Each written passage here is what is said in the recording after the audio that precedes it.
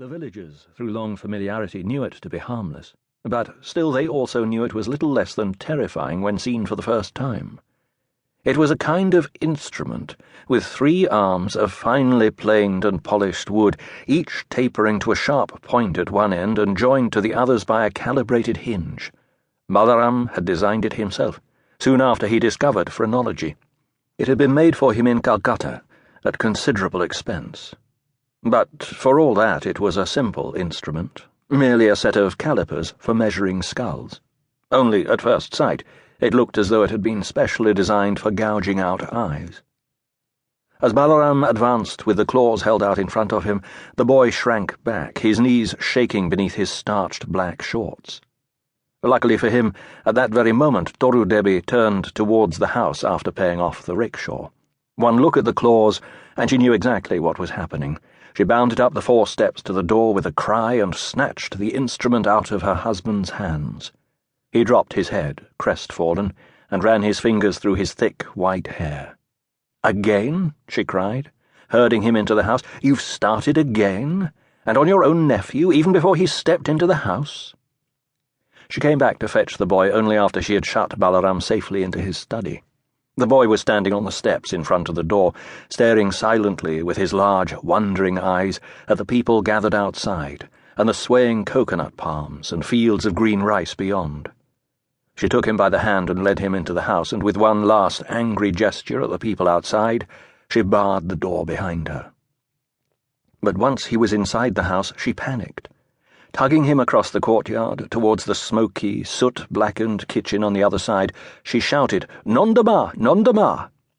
Nondama hobbled out of the kitchen, mumbling toothlessly, bent almost double, no more than a few withered bones, with her widow's white homespun wrapped so carelessly around her that her dugs flapped outside, hanging down to her shrunken waist. "Give him milk! Give him milk!" Toru Debi cried. She remembered that children are said to like milk. Muttering and complaining, Nondama handed him a brass tumbler, and then, thrusting her face forward till he could see the grey flecks in her eyes, she examined him minutely. "Liverish," she muttered. "Look at his eyelids. Probably constipated, too."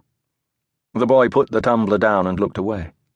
"Be quiet, Nondama," Toru Debi said, and handed it back to him, clucking her tongue in encouragement. But he would not touch it again. What did he want? What do boys of 8 do? What do they want? Childless herself, Toru Debi knew nothing of children.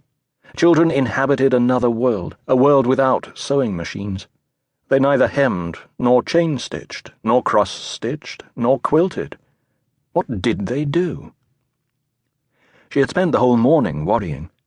How would a boy of 8, brought up in the clamour and excitement of Calcutta, like Lalpukur, she had wondered, as the cycle rickshaw, honking with flurries of its rubber hooter, took her down the red dust lanes of the village, past the great vaulted and pillared banyan tree with a tea shop and Boledar's unrepaired cycles nestling in dark niches in its trunk, past the rickety shed of the pharmacy, where the young men of the village gathered in the evenings to read newspapers and play cards and drink toddy, past the ponds mildewed with water hyacinth and darkened by leaning coconut palms, through velvety green fields of young rice to the little red brick station 3 miles away.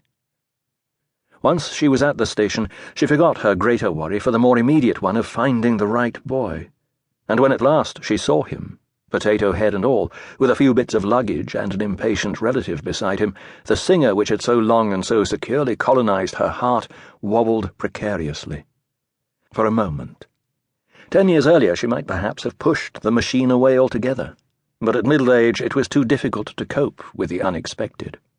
Besides, the singer had been part of her dowry. She had seen it for the first time on the morning after the traumas of her wedding night. It was her child in a way her husband's nephew could never be. On the way back to the house, she began to explain to the boy that his uncle had not come to meet him because he was busy, which was a lie. The truth was that Balaram had been afraid. He had not been able to summon the courage to meet this offspring of his brother in the impersonality of a railway platform. But he showed no interest, so she talked to him happily of the clothes she would make him on her sewing machine. That was how it was to be with Toru Debi and Alu.